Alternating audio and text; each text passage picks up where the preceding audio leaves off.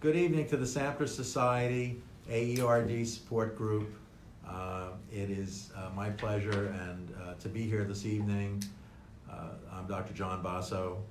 I'm the medical director of the University of Pennsylvania AERD Center, and I am a clinical associate professor at the Perelman School of Medicine, University of Pennsylvania. And tonight we're very happy to be here on the behalf of AERD Awareness Day. This is our first AERD Awareness Day, and it's exciting, wearing our t-shirts, and we are prepared to answer some common questions for you this evening. My partner, Dr. Adapa, if you introduce yourself. Sure. My name is Nathan Adapa. I'm an associate professor here at the University of Pennsylvania in the Division of Rhinology and Skull-Based Surgery. I'm also the fellowship director here and the surgical director for the AERD Center. So hopefully what we'll be able to give today is an informative look at both the medical side and the surgical side that makes us so successful in management of AERD disease. What's unique about our center at Penn is that we're multidisciplinary. And so we realize that this is a difficult disease, it's a complicated disease, and it really does take a team to really manage this optimally. And I think that's where we excel, is that we have a lot of great communication, and it's smooth, and patients are seen often and discussed on the same day. And so there's a lot of seamless coordination that occurs, and this is what I think has made us very successful.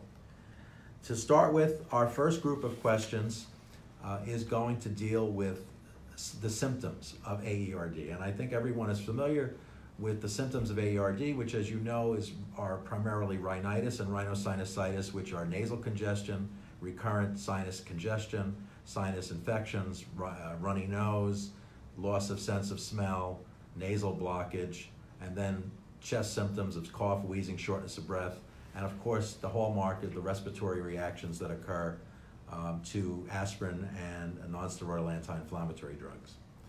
So of course this disease, the problem with it, as we all know, is because it's complicated, there's often a long lag time before patients are diagnosed. So first we'll take some questions that are symptom related, and we have a list of them here. The first one is, why does AERD cause fatigue, and is there any research being done on this? This is a great question. We probably don't know the complete answer. My best assumption here is based on the literature and what we know about sleep-disordered breathing. All these patients have nasal blockage. They don't breathe well through their nose, and so this is probably a factor. And the other thing we know is that any chronic inflammatory disease that patients have often leads to fatigue. So when your body's fighting an inflammatory process, that will take its toll as well. Is there any research being done on this? Well, we actually have been stimulated to talk to our sleep apnea colleagues here at Penn. We have a group headed by some of the prominent sleep apnea people in ENT, and we're going to probably be looking at this in a little more detail, which leads into the next question. So the next question here is by Mary Lou. Can AERD cause sleep apnea? So that's another great question, and truth be told, regarding obstructive sleep apnea, we think it's multifactorial in etiology. Any cause of nasal obstruction is likely contributing to this. But regarding actually causing sleep apnea, I think it's it's likely multifactorial in etiology. What we know when you look at this is you look at treating AERD, would that treat sleep apnea itself as a cause itself? And so far the literature has not been great on any nasal obstruction actually fixing sleep apnea.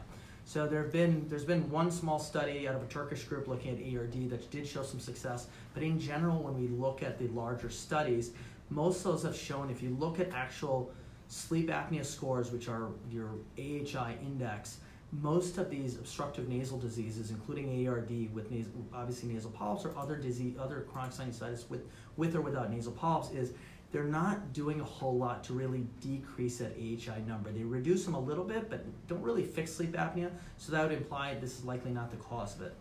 That said, there are a lot of other studies that look at quality of sleep. So you're not actually looking at the strict AHI number, but instead asking patients, if you're treated for AERD effectively, do you feel that your sleep has improved? And most patients, again, with nasal polyps have shown that they are improving. We're actively looking at our AERD population, but we think that'll be the case as well. Yeah, and to add to that, there are some studies suggesting that the scores that patients give us on the quality of life assessments for sleep are improved after they've had a good surgery and aspirin desensitization. So that's good. But again, a lot more needs to be looked at with that question. I forgot to mention Eddie asked the first question on the fatigue. Candice asked, can female hormonal changes impact AERD symptoms? So again, this hasn't been that well studied. Observationally, I would say that hormones likely play a role in this disease, and the reason I say that is that premenopausal patients seem to be a little bit more difficult to manage. They usually are a little bit more of a challenge. They may have more aggressive disease. Again, that's not a blanket statement, but on the whole. And the other thing that we've noticed is that when most patients go through a pregnancy, during that pregnancy time, the symptoms seem to be more quiescent, only to rebound 6 or 8 weeks after delivery. So we know that hormones play a role. It's not so easy to study that. We're looking at some data trying to corroborate the premenopausal versus the postmenopausal. I think that that is definitely what we've always felt, but I think we don't have a lot of data. So let's look at another question. Next question. You got one, or you want me to go? Yeah, they'll just. Can AERD cause chronic hives and rashes? Yes, the answer is yes. There is a small subset of AERD patients who get chronic hives as part of their condition. All right. That was it. For me? Yep. Mm-hmm. All right. Is loss of sense of smell with AERD temporary or permanent? That's a great question. That's a question I get asked just about every AERD patient I evaluate. As those of you who have AERD know, that loss of sense of smell is one of the key hallmarks of the disease process. From our understanding, there's essentially 2 aspects to the anosmia or smell loss you have. One is currently the polyps are obstructing. If you have polyps, they're obstructing the olfactory cleft, and that's where our smell nerves are. So you literally have a mechanical obstruction of these odorants getting to where they need to be. The second part, and that's the part that if the nerves are functioning fine and surgery is successful with successful post-surgical treatment, and we have the reduction of polyps and nice, clean, healthy cavity, the sense of smell will return. The other problem, unfortunately, though, is we do know over time of having this inflammatory process, your top-end function of your smell reduces. What is unclear right now, we're actually actively studying this with our neurology group, is whether this has to do with the actual smell nerves in that olfactory groove up in the ethmoid cavity, whether those are non-functioning there, or another hypothesis is the actual brain pathways, because they're not being used frequently, are shutting down, and we're looking at this actively. But between the 2 of them, there is a chance, even after surgery, that you don't have a sense of smell return if you've had this inflammatory process going on long enough. Most from my end of things when I ask patients is, if I had given you a burst of steroids, or someone's given you a burst of steroids recently, do you get some sense of smell back? If the answer is yes, generally speaking, I'm pretty comfortable saying we'll be able to get that sense of smell back, and hopefully a little bit better than that. But if they tell me, no, a lot of my other symptoms resolve, but I still get no sense of smell back, it's of lower likelihood that you're going to get that smell return. Another question we were asked by Mallory, can AERD lead to dental problems due to mouth breathing and dry mouth? Yeah, you take that one. Sure. So absolutely. So the data has been pretty clear. Anybody who is a chronic mouth breather has increased risk for dental cavities, dental bleeding, etc. Essentially, with the drying of the mouth that they're suffering from, bacteria are able to build up in this area more easily. So it's not specific to AERD, but it's specific to any problem that causes nasal obstruction and causing you to breathe through your mouth. Okay. Switch over to diseases. So the next set of questions is related to the disease itself, the causes and mechanisms of AERD. The first question comes from Georgia. Are there any studies in progress to determine the cause of AERD? Well, the answer is yes, and there are a number of labs, including ours, that are looking at the causes of AERD. I believe that it's probably going to be a multifactorial, not a single cause disease. So I don't think it's going to be as easy as we think, finding a specific cause. What we do is all the tissue that's taken from surgery is now being looked at. We're doing DNA probes. We're looking to see if there are certain viruses or other organisms, fungi, bacteria that may be playing a role, and then we can detect those at the DNA level. So we are looking at that, and it is, I think, a very complex multifactorial disease, and I believe when we get all the data in, it's not going to be just this specific cause. But again, this is definitely the holy grail of what we're looking for, and I think that there'll be more studies on that in the future. The next question was asked by numerous people, and the question is AERD inherited, and will patients pass it on to their children? That's a great question. That's a great question. And you know, everyone should know. The answer is no, at least from what we know, and I can vouch for it clinically, but the studies are very clear. There doesn't seem to be one specific gene that's transmitted from one generation to the next. We really believe that environmental factors, be them viruses, toxins, pollutants, bacteria, fungi, we believe those are most likely what brings on a change in the lining of the sinuses, the epithelial lining of the sinuses, to start the disease process. Nothing about genetics, all the studies on genetics have not led to a specific end. There always seemed to be no follow-through, because no one's ever really found a specific gene. And so the answer is no. And the next question is, are there any other diseases or disorders that seem to be more common in patients with AERD? Well, the answer is no to that as well. AERD is not felt to be an autoimmune disease. At least we haven't discovered that it is. We haven't found an antibody that is present that's attacking tissue. And so autoimmune diseases can sometimes be associated with other autoimmune diseases. It seems to be more of an immune dysregulation that's started by some environmental exposure. But there, at least at this point, there do not seem to be any disease associations. As much as you may think, well, I have this condition and I have AERD, isn't there an association? At this point in time, we have nothing to specifically tell you on that, and so I'm going to say no, but leave the door open for potential future studies that may show correlations. I have not seen it clinically. I've not seen a repetitive disease that seems more common in patients who have AERD, and so that's the answer to that question. Next question's a good one, and it has to do more with AERD awareness. AERD is unfamiliar to many doctors who are not specialists. How can patients best explain aspirin desensitization to these doctors? Well, if you are a reader of the medical literature, last week there was an article in a widely read medical journal, the New England Journal of Medicine, what all general physicians seem to subscribe to, or all they should subscribe to.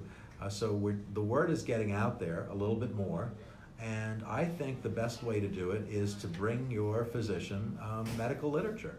And it doesn't have to be last week's New England Journal article, which was a good one for explaining the disease process. And often there's, when it makes it to the New England Journal of Medicine, it often gives validation and maybe other doctors take notice. So I think it's really good that it did get to that level. But there are many, many, many articles out there from many other prestigious journals that that are reviews of the disease. And I think that would be the most helpful, because that's what as a physician, if someone told me about a disease I had never heard of, and they brought me an article about it, I know I'd read that article and I'd learn about that condition. So I think most physicians still want to learn. And there's nothing like handing a physician an article or giving them a reference or a link or something like that to the article. And I will add there, it was Christine P. who asked that question, there are a lot of specialists who aren't that aware of the disease entity as well. Yeah, well, absolutely. And we've seen that as well as giving talks around. A lot of this awareness is not just to the general practitioners, but also specialists, both to understand not just nasal polyps, because we all know nasal polyps, but that this is a complete subset, or what we call in the medical term an endotype, a completely different set of patients with nasal polyps with AERD. So we're also, this is why today is very important, AERD Awareness Day, is so we can get the word out of this disease process that affects a good number of people across the country. So right? Well said, yeah, and we still are having trouble getting it trickling down from specialists. Generalists are even more in the dark, but again, it's important to spread the word, absolutely. Right, we got our t-shirts on. Our whole department that is involved with the AERD Center today took a picture with the AERD t-shirts on. Our t-shirts came right after lunch today. We were very fortunate that they got here on time, just cutting it very close. So, I mean, we were really worried. All right, what else is on the list? Could getting liquid ibuprofen on the skin cause an AERD reaction? Rachel. Well, theoretically, yes, but unlikely. I mean, you'd have to get a significant amount of it absorbed into your bloodstream. So you have to get a lot of it on your skin, and it'd have to be absorbed for a while. With that said, there is a compound, diclofenac, also known as Voltaren gel, which some people rub on sore joints, and that's an NSAID. And enough of that does get absorbed into the body to potentially cause a reaction. Even eye drops that contain NSAIDs, ketorolac is an eye drop, has been reported to cause asthma in patients who have AERD, asthmatic reactions. So anything that gets absorbed into the bloodstream would be a potential. I think the dose in the bloodstream would have to be of a threshold to trigger an attack, but you never really know how much is getting absorbed with these topical products. And a lot depends on what % gets into your bloodstream and what level gets into your blood and how sensitive you are, because people react at different doses depending on various factors. So that ends the disease-specific questions. The next group of questions is related to treatment and treatment plan. And the first one comes from John, who asks a question that maybe we'll get into a little more detail on, which is, what is the current evidence-based program for those with chronic severe symptoms, and in what order should these interventions occur? Great question. So yeah, it's a great question, and it's going to require, I think, both of us to talk about this. Our coordinated approach usually involves starting with a complete sinus clean-out. So surgery first, and then usually about anywhere from 4 to 8 weeks post-operatively is when we'll institute aspirin desensitization. We, of course, use topical corticosteroids in the sinuses as an adjunct therapy. And we also use leukotriene modifiers in most cases. And so these are, and maybe it's possible in the future for refractory cases, we could start using biologics. I'll talk about those a little bit more at a later question. Nitin, you should start talking about the sinus surgery and how that gets, phase 1 basically of our treatment. So one of the questions we got asked is, why do some sinus surgeries succeed and some fail for AERD? So there's a few, it's a little bit of a longer broad-based question, but it gets into a little bit of our philosophy and how we're gonna succeed with AERD. Basically, when sinus surgery first started, our thought process was opening up the sinuses to allow drainage of these sinus outflow tracts. And that works for a lot of patients with different sinus problems. Unfortunately, AERD, if you think of it from an inflammation standpoint, these patients are at the most severe inflammatory form. So simply getting drainage out is just not good enough, because you still have that inflammatory load in the sinus cavity and you're not getting penetration for any other treatment in there. So one, it is to open up and allow for drainage, that's accurate. But the two other differences is the other thing you really need to do from a surgical standpoint is get every little bony partition in the sinus removed. So the sinus cavity has a number of bony partitions that we don't truly know exactly what their function was there. We think it's some sort of immune mechanism, somewhat like if you think about your adenoids and your tonsils at some point. And now they're really not serving any function except in patients with the AERD, they're a nidus for inflammatory disease. So this tissue really has to be removed from that sinus cavity. So you're minimizing your surface area for polyp recurrence. And then the third thing you really want to focus on is cleaning out every last little bit of the sinuses. And that means not just your maxillary ethmoids, but you need to go all the way up, clean off those ethmoid cavities all the way up to your skull base where those smell nerves are in your frontal sinus or in your sphenoid sinus, so that the next step from a medical standpoint can be that we can get topical steroids into the nose.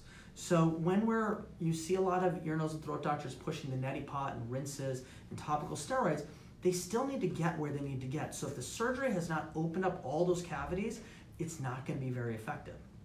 And so that's from a surgical standpoint where we see some failure if that component has not been successful, and that may be successful in many other patients. Just in our series in the AERD patients, you really need that clean out. And then the next part that we'll flip back to John here is you need to have appropriate medical therapy. Again, sinusitis in any form is not a surgical condition. Ultimately, it's a medical condition. What we're doing that sinus surgery for is to remove the inflammatory load, but also get topical rinses with steroids in there, and then ultimately move to the next step, which is the long-term medical therapy. And if you don't get that medical therapy in a timely fashion, again, you're going to fail from a long-term treatment algorithm. So both components really need to be optimized with patients with AERD. It's just such a severe disease process from a sinusitis standpoint that you've got to be very coordinated. Yeah, and we all know that we will get benefit from oral corticosteroids with this disease, but our focus is to try to ultimately reduce the need for them because of their long-term side effect profile. So if they didn't have any side effects, we'd use them a lot more. But we use them appropriately, post-operatively, of course, because you get some inflammation just from the surgery itself, but also because you need to have all that post-op, I guess, mucus and inflammatory tissue. So it's effective to do it post-operatively, but the ultimate goal with your topical steroids and then doing aspirin desensitization needs to be done in a timely manner. So depending on how well the patient heals, in our department, usually we don't do it any sooner than 4 weeks, because in the first 4 weeks they're on enough oral steroid, and they're also getting a lot of post-op debridements where you're pulling out they just have not completely healed, right? And then somewhere between 4 weeks and usually no later than 8 weeks is when we bring in what is the most effective, and there have been the most studies on aspirin desensitization and long-term aspirin therapy. And that still remains the gold standard for the treatment for most patients. I'm not saying it's for all patients, but for most patients, that is the most effective way to reduce the need for corticosteroids, slow down polyp regrowth, and basically get better control of the disease, improve sense of smell, and improve the anti-inflammatory therapy. What aspirin therapy does is it reduces a number of inflammatory mediators that are causing that swelling and inflammation.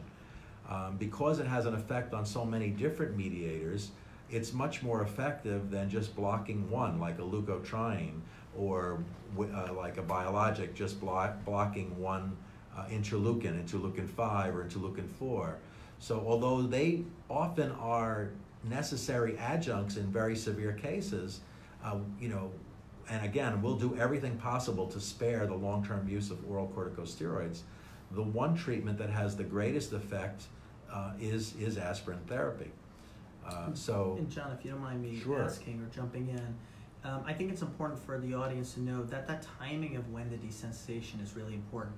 So if a significant amount of time has gone by and patients start getting polyp regrowth, and correct me here, John, but aspirin desensitization does not shrink polyps down. No, so you need to have those polyps completely clear, and that's where that critical surgery comes in. And you don't have a lot, right? You don't have a lot of time to really. I mean, inflammation doesn't take a holiday, right, Nathan? So you really have to get in there just after surgery, as soon as the healing occurs, because the more time goes by, that the clock is ticking, the polyps are regrowing, and aspirin prevents the growth of new disease, but it really doesn't get rid of what's already established. So the time to do it is when you have a blank, clear slate. You basically, just like rebooting your computer, you're getting a second chance, everything is perfectly clear. We know that's a temporary state of affairs, but that's the window of time to get in there and do your medical therapy and your aspirin desensitization. Okay. Is aspirin desensitization recommended for patients who have not had polyp regrowth following surgery? And can it help with asthma control? So part one and this is Christine. So part one is it's very unusual for an AERD patient not to have polyp regrowth. I think if you've gone a year without polyp regrowth and you're not on oral corticosteroids and you're not on any other therapies, maybe just topical steroids, then you have a very mild case of AERD, and that's great. And if you are that mild on the spectrum, then you probably don't need aspirin desensitization or anything else. So consider yourself, even though it's it's somewhat difficult to have this condition, but on the spectrum, that would be the milder version. And so the answer is, yeah, I mean, if that exists, and we don't see a lot of those patients because we're often seeing the worst of the worst. But over the years, I've seen a few of those, and yeah, and when that happens, we don't do more than we need to do. Can it help with asthma control? The answer is yes. It's been shown in the Scripps Clinic study. It showed that there was a reduction in asthma exacerbations, and indirectly, because this condition is really the type where if the sinuses are clear, the asthma is easier to control, and when the sinuses are a mess, the asthma is difficult to control. So it's really a secondary effect, but you do get better asthma control. Is there a protocol that can be used to desensitize patients who initially failed desensitization due to persistent worsening symptoms? Eileen asked this question. Very good question. Fortunately, that's a very small percentage, perhaps 5% of patients who can't seem to maintain a desensitization after you've done the first 2 days, and they seem to be persistently worsening. Fortunately, we don't see this very often, but when we do, there's not a specific protocol that we've come up with, but there are a few tricks that I've learned over the years that seem to be effective, at least anecdotally. Some of them include using anti-IgE monoclonal antibody omalizumab known as Xolair. That's been one. I've had some success in a few cases where patients have gone on that treatment to reduce the output of some of the mediators that are just produced in such large amounts. But the other reason why it doesn't happen too much, I think, to us is two reasons why we don't see it as often, the worsening, is one is Nathan and Dr. Dappa and Dr. Palmer and Dr. Kennedy and Dr. Kohansky, who are our sinus surgeons, do such great surgery to begin with. And I make sure that your asthma is under certain perfect control before going into the therapy, the desensitization. So by having that pre-desensitization period being where the patient is at their absolute best, that does minimize the chances that you're going to worsen afterwards. That being said, there's still going to be a very small subgroup that'll either be intolerant of aspirin desensitization. We recently had a patient who had chronic hives, which worsened after the desensitization. The sinuses and the asthma are doing well, but the hives were so severe, and this was about 5 years ago, and the patient was put on omalizumab Xolair for chronic hives about 2 or 3 years ago, came back to see me again and said, "You think we can try aspirin again now that I'm on Xolair and I've had no hives for 2 years?" And the answer is, I said, yeah, now I think you're in a position where we can try it again. And so it was successful. Again, we have these anecdotes, but I think we're going to put them together and start a case series. So yeah, the answer is not any specific protocol, but certainly we look to try to get these people as well controlled and perhaps on as many medications as possible to see if the aspirin will be successful. Carolyn asks, are there any special concerns about managing AERD in the elderly patients? Well, in elderly patients, first of all, I've learned that the dosing of aspirin usually has to be lower than in the average middle-aged or younger patient. They certainly may be at slightly higher risk for bleeding complications and also for bruising. And I also find that as you get to be elderly with this disease, it seems to require less aspirin to keep the disease under control. So perhaps there's some burning out of the inflammation and the T cells and the inflammatory process as one gets older. That I think has been reported. And so I usually go a little bit more ginger on my older patients with all medications, not just aspirin. The next question is, are biological medications as successful at treating sinus symptoms as aspirin desensitization? Well, we don't know the answer to that question. I mean, certainly there haven't been any head-to-head studies. My answer to you at this point is, based on the available evidence, no. And I believe it's because aspirin desensitization blocks multiple mediators, not just one mediator. That's number one. Number two, I think that you have to think about the process of how many patients have really been treated. And there really are only two studies showing, one for omalizumab, Xolair, and one for Nucala, which is mepolizumab, that have shown some reduction in symptomatology in AERD patients.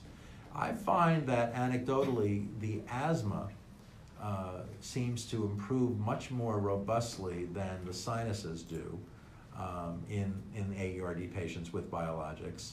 Time will tell. I think we'll need more data and more studies, but certainly we need better controlled studies, and there are so many more studies showing that are controlled that show the effectiveness of aspirin. And again, with the multi-mediator reduction, I think this is where the advantage is, and this is why we get more success. Will I use them as adjunct therapy? The answer is yes. Do I think they, especially in patients who aren't responding to the usual protocol? So again, time will tell where they fit in the treatment paradigm, but I do think that they will be used here and there in our patients in the future. Let me take the next one here. How long after FAST, so that's sinus surgery, can patients expect a full recovery? What symptoms are a normal part of the recovery process? So I tell most of my patients, I tell them that it's going to be a couple days that you are a bit down for the count. Usually about a week that your symptoms are definitely worse than they were actually before surgery. And then after about a week, that's when things start to really turn the corner. And I typically tell my patients it takes about 3 to 4 weeks till you're fully recovered. During that recovery period, I joke with my patients by saying all the symptoms you had during all the sinus inflammation, you'll continue to have for that first month. So that includes the nasal congestion initially. You'll have anosmia for at least 2 weeks, up to 4 weeks if it's going to recover. And we talked about that issue about the loss of smell. Postnasal drip and drainage takes a long time to settle down, just because just the healing sinuses create lots and lots of mucus, and that drains down the back of your throat. And these type of symptoms are going to be there for at least about a month, but it's a slow and steady recovery. Another great question by Kelly. How beneficial are steroid implants for AERD patients?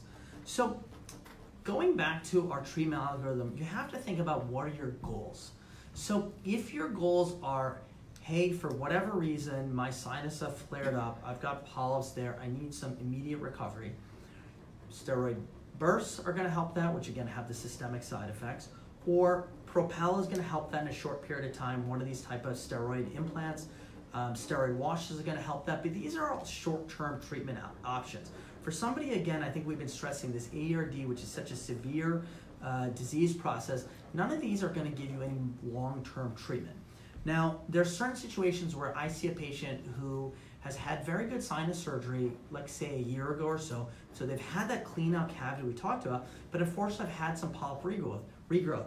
Before we send him over to Dr. Basso for desensitization, he really wants, as we discussed, to get all those polyps removed. So that may mean surgery, but in certain situations, that may mean either putting a Propel stent in, or giving them some Pulmicort, or in a little more severe situations, giving them some oral steroids to settle that down. So I don't want to imply that we always need a surgery before the desensitization. we always need that clean cavity before the desensitization. So if you've had surgery sometime in the past, it may be something that we can recover from in a non-surgical manner, but this is one of those we really have to see both endoscopically and typically on a CAT scan the amount of disease process there is. You want to take the ear question? Sure. Well, treatments like aspirin desensitization or biologic medications help with any of the ear otologic symptoms in patients that patients can develop. So there's a number of different ear issues. The most common thing people typically refer to as is eustachian tube dysfunction. The eustachian tube is essentially the tube that connects the middle ear to the back of the nose or the nasopharynx. And that's a tube when we go in an airplane or fly and we yawn and you hear the ear popping, that's that tube that's equalizing the pressure. Unfortunately, people with any sinonasal issues, from anything from allergic rhinitis to, again, severe forms of sinusitis like AERD, can develop dysfunction of this tube. Both the sinus surgery and the desensitization or anything that reduces inflammation typically helps the process. I tell my patients that you can't expect anything perfect from that standpoint, so it's one of those that we hope that it improves for you, but it's one I say, I'm not going to give you any guarantees on the ear because you never know how it's going to respond. So we're looking at this closely as far as specific to the AERD patients, but it's one of those that in general, anecdotally, we've noted with the severe polyp patients that improves it to some degree, but never makes it perfect. We also get patients who have fluid in their ears. We've seen that, and we've even seen patients have polyps in their ears. Yeah. So that's a difficult issue. Our colleagues here in the ear section, the otology section, are very interested in studying this, and we're going to look to see whether treatments for AERD, how much they have an effect on the ear symptoms. One of the people in the department is very, very interested in doing this, and so we will be reporting on that hopefully in the next couple of years. I think the last question is, does a low salicylate diet have any benefit? And the simple one-word answer for this is no. So don't do it. Don't go on a low salicylate diet. I know there's a lot of anecdotal literature out there, and there are a lot of people advocating for it. First of all, we know that salicylates in food do not activate the same mechanism of inhibition of the enzymes that aspirin and non-steroidal anti-inflammatories do. So it'd be really difficult to see how any mechanism would occur to benefit patients with this. It's also a very difficult diet. I think some of the reason why some of the success has been reported with this low salicylate diet is because it involves taking alcohol out of your diet. And we all know that 80% of AERD patients have an intolerance to alcohol, particularly red wine and beer. And so when you take those out of the diet as part of a low salicylate diet, you improve. But it's not because of taking salicylates out of your diet, it's because we know alcohol itself and some of the polyphenols in alcohol can actually trigger the inflammatory cells to release mediators. And that's why you feel miserable when you drink alcohol if you have AERD. And just to remind you, I think you all know about the study that we recently published that I'm very proud of, and that is that patients who are desensitized to aspirin have a great increase in their tolerance. 86% of them reported a significant increase in their alcohol tolerance. Another good reason to have aspirin desensitization, right? We have some on the fly, I guess, some questions that we did not see before. And so, you want to go first? why does alcohol? I answered the first one. Why does alcohol cause AERD reactions? Again, Susan, perfect person questions. There are polyphenols or catechins, chemicals in alcohol that seem to directly trigger mast cells and basophils to release their mediators, and then cause respiratory symptoms, mostly nasal and bronchial type symptoms. We don't know. And of course, therefore, aspirin desensitization by reducing those mediators probably helps from that. Effect. Okay. You want to go, or you want me to go for one?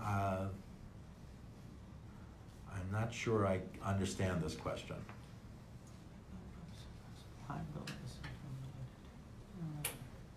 Plaque, coronary artery disease? It says, is plaque buildup a symptom related to AERD? I'm assuming you mean plaque in the coronary arteries, right? The answer is not to, and I've never seen a study showing that, or nor have I, to the best of my knowledge at this point, what we know, the answer is no. In fact, being on aspirin, as you know, prevents coronary thrombosis. So it has the cardiovascular benefit. So do you have to be off aspirin for a certain length of time to get re-desensitized? So the refractory period, that's the period of time where if you miss taking aspirin, is a minimum of, it's somewhere between 2 and 3 days, and no more than 5 days. So we strictly instruct our patients not to miss their aspirin for more than 48 hours. Probably 72 hours is the time where you start having some reactions, and at 5 days, everyone is completely lost any vestiges of improvement that they have gained from being on aspirin. So unfortunately, it requires repetitive dosing in order to maintain the benefit. I think that answers that question, right? Are there more? Yeah, there's a couple. That one's definitely for you. Is sinuplasty an effective treatment? What do you think, Abby? Balloon, I mean balloon So we're talking, I think, sinuplasty. balloon dilatation. So if, Abby, if you heard what I said earlier about the goals of what we're trying to do for AERD, I think balloon sinuplasty has a role in sinus disease. So in certain patients who have certain obstructive sinuses, it's enough to open those sinuses up, allow some drainage, allow that inflammation to decrease. But for AERD patients where we're saying the goal is to get all those polyps out, to reduce that inflammation so then the desensitization can be effective, the sinuplasty itself is unfortunately not going to accomplish that. So it's really, again, for us, if you think about it, we're trying to reduce that inflammatory load, and just opening up the sinuses alone is just not going to get that done. So for AERD, and again, I want to say sinuplasty has a role in sinus surgery, but for AERD, it typically is not going to be very effective. And then here's a question for Michelle. And it's a diffuse inflammatory disease, so if you're just going to one little area of drainage, you're really not going to get it. And this is, we have time for one more. So this is the final question. All right, final question. This is another great one. Michelle, what do you think of the Polyp vac procedure? So the Polyp vac, again, so for those of you who don't know, Polyp vac essentially, you're in the office and you have an instrument that we actually use in the operating room called a microdebrider, which essentially goes in and sucks a polyp and cuts a polyp and suctions it away and removes the polyps in the nose. So the Polyp vac is a specific company that makes this device for the office itself. So if you go back to, again, what we said with Abby is, if all the partitions have been removed in a prior surgery and everything's been nice and open, and you can then take the Polyp vac in the office and clean out all those polyps right at the skull base, works fine. In fact, we've had a few patients I had patients who kind of fell off the wagon doing their rinses and had some polyp recurrence and initially held off in the desensitization. I polyp vac them, clean them out. Right. You desensitize them, they're doing great. So if all those partitions are gone, I think it works great. Now, if you're talking about you've got a lot of these partitions left, you've got just big polyp blocking your nasal airway, they'll give you some breathing relief, the Polyp vac, so you'll say I'm breathing better, but you'll still have a lot of disease up high, and then the desensitization is not as effective again. That was a great question. Absolutely, that's a great question, and you know it's nice when that can be used as opposed to having to go back to the OR. Yeah. But there's really a limited number of situations where you can use it, but I've seen it be very effective. Great. Okay, well I think we're going to have to conclude, but hopefully the audience got some good information from my partner and myself about the surgical and medical aspects of AERD. We are very happy to be participating in the first AERD Awareness Day, and hopefully this will be every year to come, and the number of people involved will be growing and growing. And so thank you, Andrea Reinhardt, for putting this together.